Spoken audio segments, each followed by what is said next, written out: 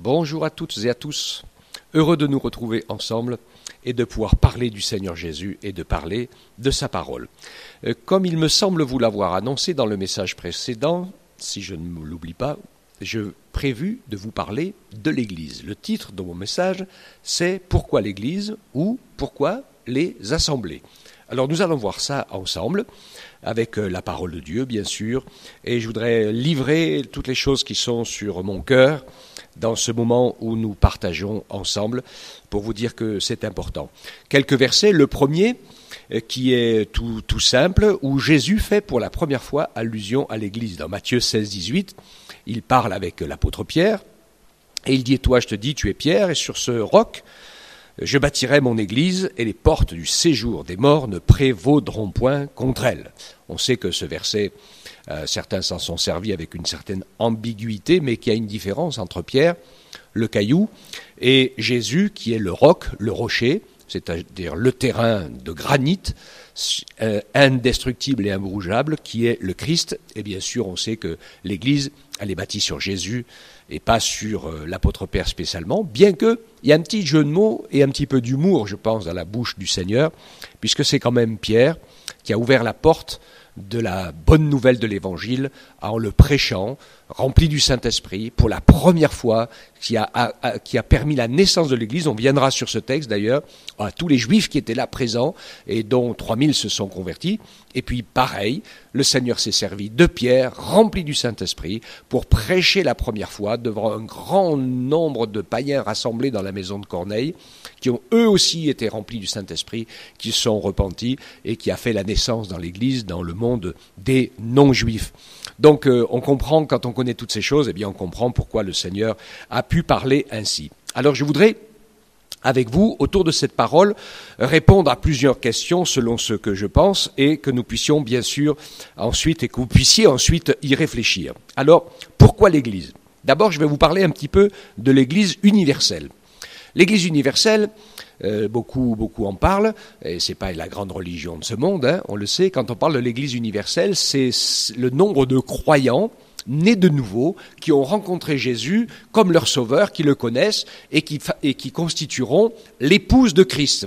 Donc il y en a de tous les siècles avant nous, et puis en même temps que nous, et puis si le Seigneur tarde encore un peu, eh bien il y en aura encore après nous. C'est universel, donc c'est l'ensemble de tous ces croyants, de tous les milieux et de tous les temps, qui ont vraiment rencontré Jésus pour être sauvés. Alors, au travers de cette révélation et de cette réalité de l'Église universelle, Dieu nous a laissé sa parole, l'inspiration des Écritures, particulièrement tout le Nouveau Testament qui s'appuie sur l'Ancien. Et donc je vais dire qu'en fait la réalité du monde des vrais chrétiens, eh bien c'est pour nous apprendre toutes les vérités et toutes les réalités et les fondements du royaume de Dieu. Ensuite, il y a les églises locales ou les assemblées locales. Eh bien, c'est très simple. L'une comme l'autre a son sens. Si l'une est généraliste et nous permet d'apprendre l'essentiel et le fondement, l'église locale, eh bien, elle est pratique pour nous apprendre à mettre en pratique dans la vie de tous les jours les vérités que nous avons comprises et expérimentées. Et puis cela, bien sûr, permet de vérifier si nous les avons comprises et expérimentées. Je vais vous parler de plusieurs éléments dont des fois les épreuves et les difficultés de la vie, parce que la vie de l'Église, c'est pas toujours facile, hein, il y a des des petites incompréhensions, ou parfois même des graves incompréhensions. Elles vont vérifier où on en est au niveau du pardon, de l'amour, de la compréhension et du sens des Écritures. Le premier élément que je voudrais donner, qui montre que le Seigneur a toujours voulu les églises et les assemblées. Il a toujours aussi voulu son Église. Dès l'origine, Dieu marque partout sa volonté et la nécessité de vivre selon sa nature trinitaire. Ainsi, sa création, elle est quasi illimitée et elle est infiniment variée. Puis elle est parfaitement signée en plus, parce que toute la création, elle a la signature de Dieu. Et toutes les choses et les êtres qui ont été créés par Dieu sont tous en équilibre entre eux. Et tout fonctionne ensemble. On peut pas prendre un élément tout seul et l'isoler, parce que là, c'est bien sûr la mort. Alors, quand on arrive à nous, les hommes, qui sont un peu spéciaux dans cette création, quand même, il faut le reconnaître, eh bien, Dieu dit dans Genèse 1,27 que Dieu créa l'homme à son image. Il le créa à l'image de Dieu. Homme et femme, il les créa. Et dans Genèse 2,18, il dit, l'Éternel Dieu dit, il n'est pas bon que l'homme soit seul. Je lui ferai une aide qui sera son vis-à-vis. Nous sommes donc créés à l'image de Dieu. L'homme est donc un être de relation. Et créé à l'image de Dieu, l'homme est un être de relation incomplet, seul. Et c'est la relation avec l'autre, avec les autres, qui nous complète. C'est pour ça que dans le monde, et puis dans la parole de Dieu, et dans la révélation biblique, il y a toujours eu Adam et Ève, leurs enfants, une famille, une tribu, un peuple, des peuples, une nation, des nations. Il y a toujours eu, on va le voir ensemble, pourquoi l'Église, un culte à l'Éternel, et puis à un moment donné, un autel des sacrifices, et puis un tabernacle, et puis un temple, un autre temple, etc. Et puis qu'il y a des rachetés qui constituent l'Église du Christ, et dont l'Écriture dit que c'est un corps, une épouse préparée pour Christ, et puis un temple éternel dans le ciel. Donc voyez-vous, toutes ces choses sont constituées de multiples personnes. Et la Bible nous parle de ceux qui sont dans le ciel, qui sont sauvés, qui sont les rachetés, qui sont comme le sable de la mer et comme les étoiles du ciel. On ne peut pas les compter, nous, de manière humaine. Alors, regardons donc le modèle de la première assemblée qu'on appelle l'assemblée primitive. Donc vous allez vous promener avec moi dans le livre des Actes des Apôtres, au chapitre 2, versets 40 à 47. Et c'est la première prédication de Pierre où j'ai pas le temps de vous la lire, mais vous la lirez tranquillement, et puis il dit à la fin, et par beaucoup d'autres paroles, il rendait témoignage et les exhortait en disant, sauvez-vous de cette génération perverse. Alors il nous est dit au verset 41, ceux qui acceptèrent la parole furent baptisés, et en ce jour-là furent ajoutés environ 3000 âmes à l'Église. Alléluia, ça c'est bien, on prie pour que ça nous arrive aussi. Alors, mais dès le début de l'Église, parce qu'on sait que Jésus avait nommé 12 apôtres près de lui, qu'il y en avait 70 qui étaient un petit peu plus loin, qu'il y en avait au moins 120 hommes et femmes qui étaient autour et qui étaient là, je le pense, à la Pâque, à la Pentecôte, ils étaient là, puisque c'était toujours une grande chambre haute, pleine de monde. Et on voit cette première Église, en fait, qui se base sur ce rassemblement de gens, de plusieurs dizaines qui se sont retrouvés. Ils ont été remplis du Saint-Esprit, 3000 se rajoutent, ils sont là tous ensemble. Et qu'est-ce qu'ils continuent à faire ? Premier élément, il nous est dit, ils persévéraient dans l'enseignement des apôtres. Donc ici, c'était très très important, l'écoute de la parole. Ensemble, ils étaient à l'écoute de la parole de Dieu. C'est le premier élément, il est fondateur. Il nous parle du deuxième élément, et il nous dit la communion fraternelle. Alors je sais qu'il y a des gens qui m'ont dit, moi je suis de l'Église universelle, mais je suis d'aucune Église. Et vous faites comment pour la communion fraternelle ? C'est le deuxième commandement de l'Église. Et la communion fraternelle, comme son nom l'indique, il faut être au milieu des frères et des sœurs. On ne peut pas faire autrement. Et le troisième élément qui est fondateur par rapport à l'Église, qu'on en voit ici, la fraction du pain. Troisième élément, donc ils partageaient la scène et souvent un bout de repas ensemble. Donc ça, c'est encore plus pratique et encore plus fraternel. Donc c'est pas juste une hypothétique idée de l'Église universelle qui existe que dans son esprit. Et dans les prières. Alors ça, à la limite, prier, on peut prier tout seul, bien sûr, évidemment. Alors il nous est dit, la crainte s'emparait de chacun, il se faisait beaucoup de prodiges et de signes par les apôtres. Et, verset 44, point important, tous ceux qui avaient cru étaient ensemble. Et ils avaient tout en commun. Ils vendaient leurs biens, leurs possessions, ils partageaient le produit entre tous selon les besoins de chacun. Chaque jour, avec persévérance, ils étaient au temple d'un commun accord. Ils rompaient dans les maisons et prenaient leur nourriture avec allégresse et simplicité de cœur. Et, il termine, verset 47, ils louaient Dieu et obtenaient la faveur de tout le peuple, et le Seigneur ajoutait chaque jour à l'Église ceux qui étaient sauvés. Amen, ça c'est beau, hein. Et que ça se passe comme ça, et on prie pour que ça se passe comme ça, et pourquoi pas. Si nous comprenons quelque chose il y a une différence fondamentale entre les disciples d'aujourd'hui et entre les premiers disciples, je veux dire, de la première Église, et les croyants d'aujourd'hui. Je vous fais un peu la caricature du monde de la fin. Dans le monde où nous sommes, nous, aujourd'hui, les hommes disent « Faites-nous voir des miracles et nous croirons en Jésus ». Vous me direz que les religieux disaient la même chose à l'époque de Jésus. Mais c'est un petit peu comme ça. Ils disent « Ah oui, les gens aujourd'hui, ils n'ont plus la foi, c'est plus comme avant, etc. » Même les pasteurs, les serviteurs, on juge, etc. Mais on fait le monde à l'envers.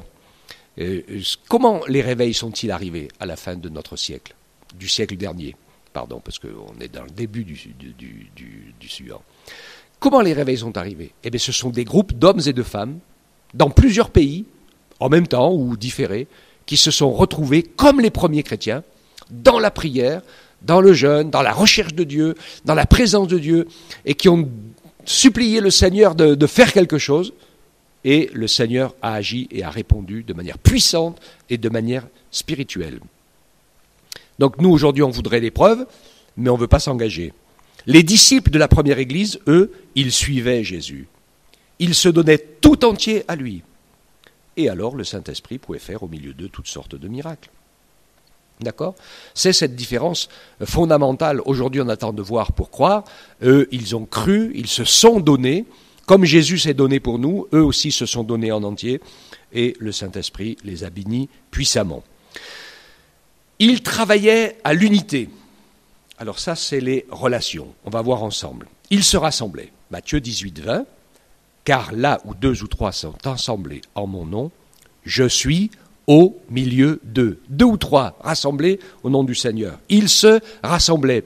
L'église locale, c'est un endroit où on peut se rassembler et se retrouver parce qu'on a besoin les uns les autres. Il y a des gens qui me disent « Oh, moi l'église, le Seigneur ça va, mais avec l'église c'est compliqué. » J'ai dit on n'existe pas sans les uns ou les autres. Donc Jésus dit « 2 ou 3 en mon nom, je suis au milieu d'eux. » Se rassembler, prier ensemble. Matthieu 18, 19. Il nous dit « En vérité, je vous le dis encore, si 2 d'entre vous s'accordent sur la terre pour demander quoi que ce soit, cela leur sera donné par mon Père qui est dans les cieux. » Le plus difficile aujourd'hui, ce n'est pas d'obtenir une réponse à nos prières, je pense que c'est de se mettre d'accord.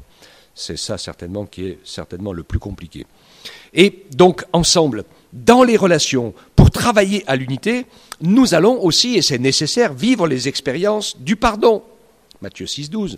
Pardonne-nous nos offenses, comme nous pardonnons aussi à ceux qui nous ont offensés. Et Jésus qui donne ce commentaire au verset 14, « Si vous pardonnez aux hommes leurs fautes, votre Père vous pardonnera aussi. Mais si vous ne pardonnez pas aux hommes, votre Père ne vous pardonnera pas non plus vos fautes. » Vous savez que ça, c'est une clé super importante et que finalement, l'endroit le plus propice pour vivre aussi cette genre d'expérience, après avoir reçu le pardon de ses propres péchés et avoir pardonné à ceux qui, dans ce monde pécheur, nous ont fait du mal, eh bien, nous sommes aussi obligés de vivre et de pratiquer le pardon au milieu des frères et des sœurs, parce que quand nous vivons ensemble, il y a toujours, en réalité, un certain nombre d'offenses. Quels sont les marqueurs de la vraie communion fraternelle? Eh bien, c'est de vivre les expériences de la communion fraternelle. C'est d'avoir des tranches de vie en commun et pas chacun sa vie cachée chez soi. Je sais que parfois, on apparaît juste au culte et puis on disparaît une fois qu'il est fini à la fin du culte jusqu'au dimanche suivant. Et ça, c'était le comportement de tous les religieux et les croyants qui vivaient ainsi. Et je sais qu'aujourd'hui, dans l'expérience chrétienne, c'est tout à fait évident. Toutes les personnes qui vivent comme ça n'ont jamais réussi à transmettre leur foi à leurs enfants. C'est concret, c'est pratique, mais c'est une réalité. La réalité de la vie fraternelle est parfois difficile parce qu'il y a des injustices, de véritables injustices. Et c'est malheureusement le monde en est rempli et l'Église aussi. Il y a des tensions, des difficultés nombreuses, mais le vrai amour et le vrai pardon reçu de Dieu par le Saint-Esprit n'est mis en action et n'apparaît que dans ces conditions défavorables. Autrement, c'est un faux amour et c'est un faux pardon, puisque je ne pardonne que ceux à qui j'ai pas grand-chose à pardonner et je n'aime que ceux qui m'aiment. Chacun veut voir midi à sa porte, et ce pardon-là et cet amour-là, c'est de la paille. Le Seigneur veut que nous puissions comprendre que c'est toujours dans l'humilité et dans l'amour que l'on triomphe de tout. Même si quelqu'un se comporte mal, on prie pour lui. Dieu laissera faire pour un temps. Et puis si la personne ne veut pas se repentir, un jour, il y aura un arrêt. Alors, les signes, on est toujours dans les signes et vivre les expériences de la communion fraternelle. Ils travaillaient tous ensemble au bien commun. Alors cela nous parle de nos nécessaires engagements en action. Je voudrais revenir à quelque chose qui nous a échappé, parce que ça a été dévoyé par le monde religieux, qui s'est fait se faire servir, au lieu de servir Dieu, mais il n'empêche que, quand même, nous avons des services et des engagements en commun pour Dieu. L'exercice du culte, pour venir ensemble rencontrer Dieu dans l'adoration, dans la louange, dans la prière, dans l'exercice des dons spirituels et dans l'écoute de la parole de Dieu, ça fait partie des engagements concrets et pratiques qui sont dus à Dieu, qui est des adorateurs, pas seulement en esprit. Ça, les adorateurs en esprit, c'est ceux de l'Église universelle qui vont nulle part, mais les adorateurs en vérité, c'est-à-dire ceux qui adorent ensemble Dieu sur le terrain et qui offrent un culte ensemble de louange et d'adoration. Dans cet engagement au service commun pour Dieu, il y a des gens qui ont des différents ministères de prière. Certains pour les visites, pour le soutien aux malades, aux isolés, aux pauvres dans la détresse. Il y a notre soutien à des ministères à plein temps, pasteurs, évangélistes, diaconat. Il y a des églises, l'administration de notre pays est tellement compliquée, il y a des églises où quelqu'un peut se retrouver payé par l'église pour tenir l'administration, la comptabilité, le secrétariat. Ça arrive dans des très grandes églises, il n'y a aucun problème avec ça. Il faut pourvoir aux besoins de l'organisation de l'église pour qu'elle fonctionne et que tout ne repose pas sur les bras de quelques-uns, parce que ça serait bien sûr de la folie. Le soutien des missions en commun, puisque c'est important pour nous, nous le savons. Jésus est venu nous toucher quand on a ouvert notre cœur. Il y a des endroits, certains pays, où il faut aller annoncer l'évangile maintenant, parce que la porte est ouverte aujourd'hui. Il faut envoyer les hommes et les femmes aujourd'hui. Demain, la porte sera fermée et il sera trop tard. C'est notre responsabilité de financer, de soutenir et de prier pour que cela soit possible. Évangéliser de manière locale, de manière internationale, et puis s'occuper des pauvres. Avoir un lieu de culte en commun, c'est bien sûr essentiel, c'est un repère pour pouvoir évangéliser, que les gens sachent dans leur ville, dans leur village, qu'il y a un endroit où ils peuvent se rendre, où ils écouteront la prédication de l'évangile, où on priera pour eux, où on s'occupera de leur vie spirituelle. Il y en a beaucoup qui l'ont et qui ne veulent pas s'en servir pour l'instant, mais je crois que même si ça paraît inutile pour l'instant, il y a des moments où ça va absolument devenir utile parce que les gens diront « Où est l'Église ?» pour que je puisse y aller. Donc, c'est bien sûr un service nécessaire en action pratique, matérielle, de présence et d'engagement. Ensuite, il y a bien sûr un service divin en commun qui sont nos nécessaires engagements en parole. Alors en parole, c'est être des adorateurs pour offrir à Dieu un vrai et pur culte d'adoration, où le Seigneur est mis à l'honneur quand on se retrouve pour le célébrer et non pas uniquement pour lui demander et le remercier pour ce qu'il a fait. Parce que là, c'est la prière qu'il faut faire aujourd'hui aussi, bien sûr. Notre relation à Dieu par le Saint-Esprit, dans la prière, dans l'intercession, c'est normal. Faites connaître vos besoins à Dieu, il nous l'a dit. Mais il n'y a pas que ça. Et puis la louange et l'action de grâce qui sont la reconnaissance de ce que Dieu a fait. Et puis l'expression de notre confiance. L'expression verbale de ce que nous vivons avec Dieu, et bien parfois par la lecture ou l'écriture d'un poème, d'une prière, etc. C'est tout à fait possible et faisable et tout à fait important et nécessaire parce que c'est un engagement en parole. Jésus et Dieu son Père se sont engagés avec nous en parole, avec des actes qui ont suivi les paroles. Mais il y avait d'abord les paroles. Donc c'est important. Engagement en action, engagement en parole, prendre position, confesser. Jésus le dit celui qui me confessera devant les hommes, je le confesserai devant mon Père. Celui qui me reniera devant les hommes, je le renierai devant mon Père. Donc Dieu nous encourage ainsi à être fidèles et à comprendre que nous allons vivre les talents, les dons et tout ce que Dieu nous a donné au milieu de son Église, avec des gens en chair et en os qui nous côtoient et qui ont besoin de notre service humble et désintéressé pour les bénir au nom du Seigneur, pour se garder ensemble, pour être bénis nous aussi, parce que nous bénissons par nos talents, et les autres nous bénissent par les leurs, car on est tous différents, c'est ainsi que fonctionne le corps. Et je termine avec ce verset particulier de Matthieu 18, 18, où il dit en vérité, je vous le dis, tout ce que vous lierez sur la terre sera lié dans le ciel, et ce que vous délierez sur la terre sera délié dans le ciel. Et cette traduction est orientée, et pas juste, et pas complète, parce que la traduction complète, c'est de dire les phrases, c'est dans les deux sens. Et la deuxième interprétation de cette phrase, je vais vous la donner, c'est le même verset, en vérité, je vous le dis, tout ce que vous lierez sur la terre sera ce qui a été lié dans le ciel. Et tout ce que vous délierez sur la terre sera ce qui a été délié dans le ciel.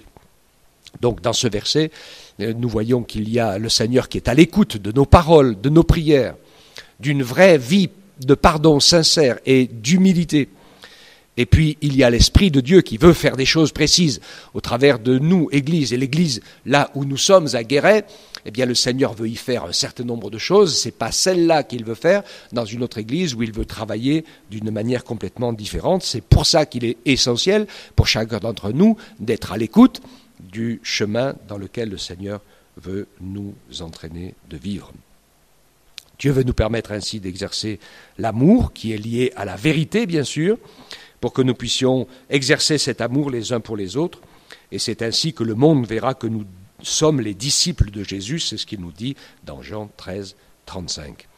Ainsi, dans ce fait de lier ou de délier, nous le voyons, et c'est arrivé à plusieurs reprises, que c'est juste que celui ou celle qui se dit chrétien et qui continue délibérément à vivre dans ses péchés, eh bien, ne peut être considéré comme membre du corps de Christ.